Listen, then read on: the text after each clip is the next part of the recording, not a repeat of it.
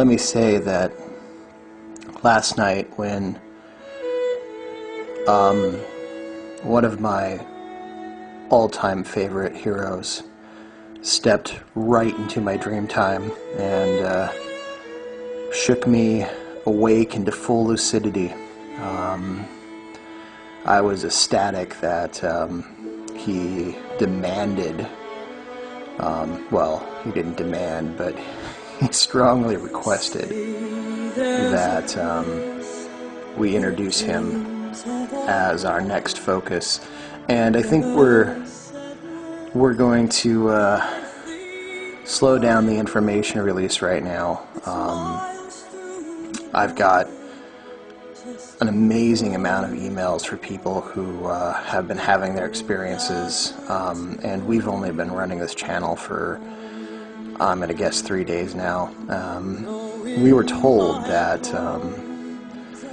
it was going to catch on and have a pretty powerful effect, and there has been no disappointment there. So if you haven't figured it out yet, one of the individuals we work with is, well, General George Washington. He came through to a member of the order, well, before my time. I've been involved for over 10 years. This individual, I think, had been there pretty close to the inception. But he is a Voodoo Hungan Asogwe, which is the highest degree of voodoo priest. He was initiated in Haiti, and I think he had been initiated at least going on 25 years ago. So a very experienced individual. He started working with a spirit who later revealed itself as George Washington, and General George has made himself home within the Grand Order of Draco Slayers, and it is an honor to introduce him to everyone. If you're looking for a man who loves his country, and if you're an American, this is definitely a hero that you want to get to know.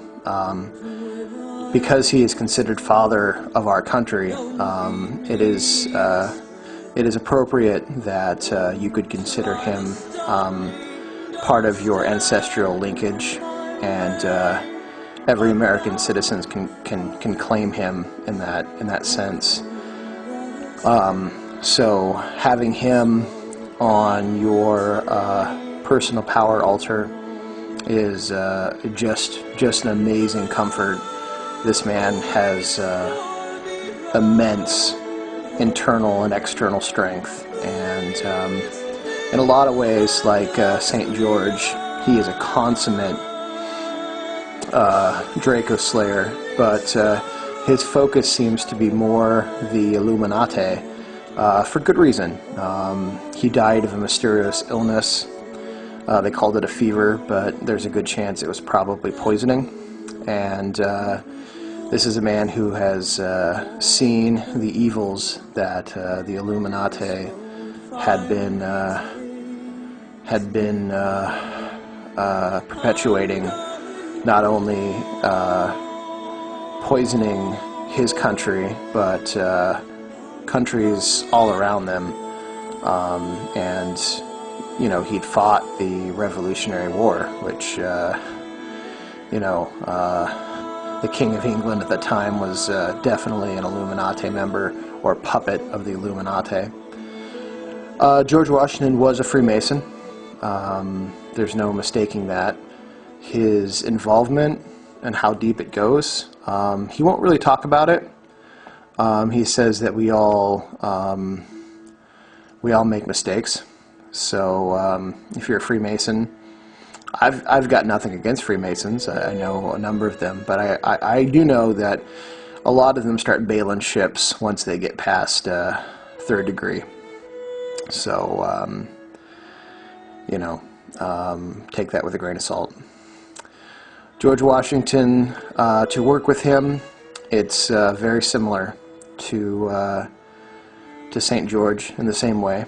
You allow him into your sphere of influence. This is my favorite picture of General George. It shows that he is a deeply spiritual man, and he is gaining and gathering his spiritual power before he goes and he rains hell down on his enemies. And to read stories about General George Washington in hand-to-hand combat, this man was a monster, an absolute monster. Me being a very physically powerful human being, to be able to wrestle and fight with him would just be an honor. And I bet you, in his prime, he probably could have taken on most of the UFC superheroes now, and if not beat them, go toe-to-toe, no problem. This man would wade into battle with 2 sabers and just cut people to shreds. So make no mistake, he's a warrior. His colors are red, white, and blue. So get this picture here. It's just Google it. Him kneeling by his white horse. Candles are red, white, and blue, of course. Pour him a glass of whiskey, rum punch, porter. He really likes sweet fortified wines. Get him a cigar. He likes those. And say the Pledge of Allegiance. And that generally gets his attention. Always have an American flag next to him. He likes eagles. He was an amazing horseman. So, like St. George, a white horse. If you can find a curved blade, like a saber, which was his sword of choice, that would be great. And just let the wisdom of this man pour into you. In much the same way that St. George is the dragon slayer and initiates you into the order with the dream of killing a dragon, George Washington will take you and run you face to face with entities of the Illuminati, and a lot of times they're reptilian. Some of them are very otherworldly. One day we'll talk about trans-Plutonian magic and the sickness that they summon from beyond our solar system.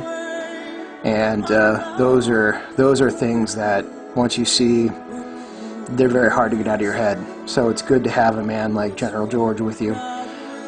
He can be called on at any time. Of course, his birthday, February 22nd. Always nice to pour him a glass of whiskey, light him a cigar, and thank him for being with you. This man will change your life.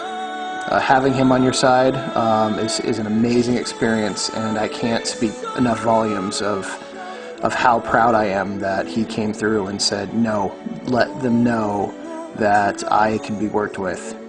So here is the father of America. And if you are an American, if you are an American occultist, and if you are an American battling against the Illuminati, you would be crazy not to have General George on your side. So it is a deep honor and deep respect that I introduce General George. And do yourself a favor. Work with St. George for a while, then set up a point of focus or altar for General George Washington, and you'll thank me. Trust me.